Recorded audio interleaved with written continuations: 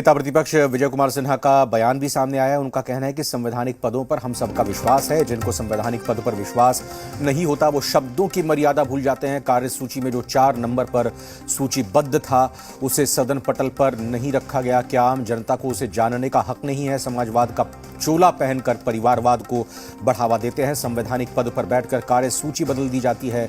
सदन में रिपोर्ट का प्रतिवेदन प्रस्थापित करना था। विशेष समिति और आचार समिति की रिपोर्ट थी, उसमें सीएम और डिप्टी सीएम भ्रष्टाचार का धमाल करेंगे। सीएम नीतीश कुमार की कथनी और करनी में फर्क है। तो तेवर दिखा दिए हैं, रूप और रुख दिखा दिया है बीजेपी का क्या रहने वाला है नेता प्रतिपक्ष विजय कुमार सिन्हा ने।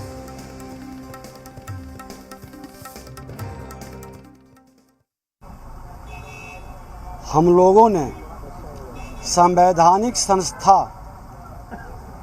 और संवैधानिक पद का हमेशा सम्मान करते हैं और उस सम्मान को बरकरार रखते हैं। कथनी करने में अंतर नहीं है। संवैधानिक पद का सम्मान करते हुए सर्वसम्मति से अध्यक्ष सदन ने चुना, हमने बधाई भी दिया और संवैधानिक संस्थानों पर हमें विश्वास है। जिन लोगों को विश्वास नहीं रहता है वो अपने भाषा के संयम को भी तोड़ देते हैं। वो मर्यादा को भूल जाते हैं अपने स्वार्थ में,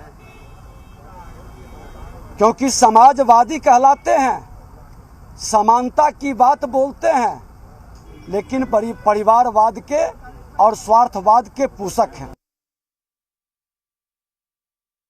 लोकतांत्रिक है क्या? संस्कार सूची में आया हुआ विषय को क्यों रोका गया, क्यों छुपाया गया?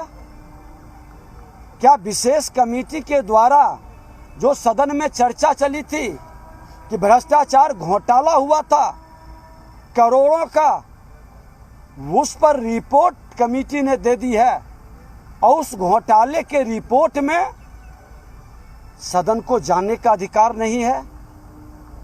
सारा देश दुनिया उसको जानना चाहता है, लेकिन इन्होंने माननीय बिहार के मुख्यमंत्री नीतीश कुमार जी, तेजस्वी यादव जी अब वर्तमान में उप मुख्यमंत्री हैं, उन्होंने कहा कि हम दोनों मिलकर धमाल करेंगे।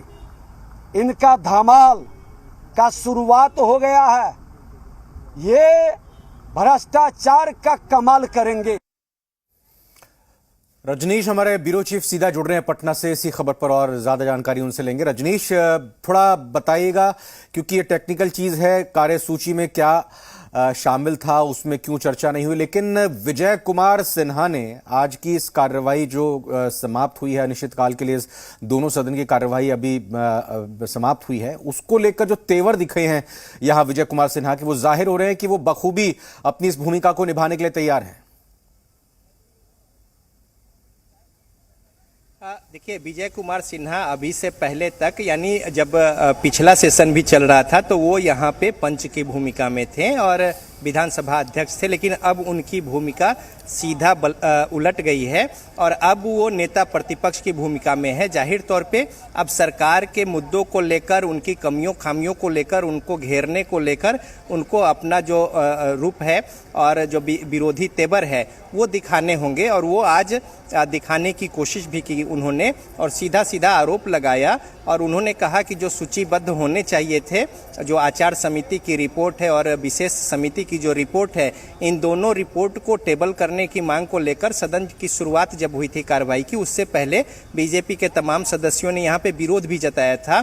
और विजय कुमार सिन्हा ये कह रहे थे कि परसों दिन जब बातें हुई थी तो उन्होंने इसे सूचीबद्ध करने को लेकर रिक्वेजिशन दिया था और लिहाजा वो टेबल नहीं हो पाया और ये 7 निश्चय की जो बात है और श्रम संसाधन विभाग का और जो घोटाला हुआ है जिसकी जांच की रिपोर्ट जो है वो विशेष समिति की रिपोर्ट में है, तो वो सबको जानने का हक है, लेकिन उसे टेबल जानबूझकर नहीं किया गया है। ये सीधा आरोप विजय कुमार सिन्हा नेता प्रतिपक्ष की ओर से उठाया गया है। इस बाबत हमने संसदीय कार्य मंत्री विजय कुमार चौधरी से बात की।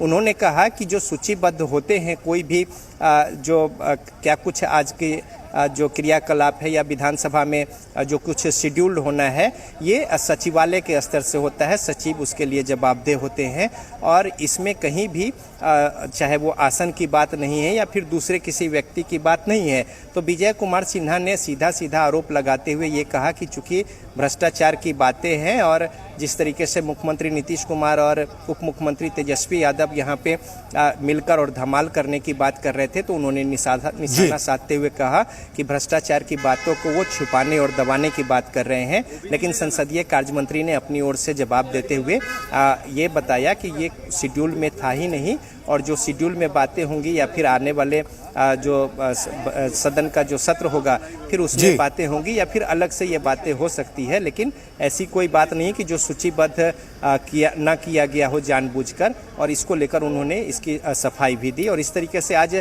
कई तेवर जो है विपक्ष और पक्ष बिल्कुल। और विधानसभा को अध्यक्ष भी नए मिल गए हैं, विधान परिषद के उपसभापति भी नए हो गए हैं। विशेष तौर पर विधानसभा अध्यक्ष की विधायी कार्यों को चलाने की जब सत्र की शुरुआत होगी, जो भी अगला शीतकालीन सत्र आहूत होगा, उनकी जिम्मेदारी कैसे बढ़ जाएगी, किन किन चुनौतियों का उनको सामना करना पड़ सकता है, क्या चुनौतियां रहेंगी उनके लिए? देखिए चुनौतियां आने वाले समय में होंगी, चूंकि चीज़ें जो है वो स्ट्रक्चर जो है वो बदला हुआ स्वरूप होगा। हालांकि ये तो विशेष सत्र था और एक दिनों का था, उसे एक्सटेंड किया गया 26 तक के लिए।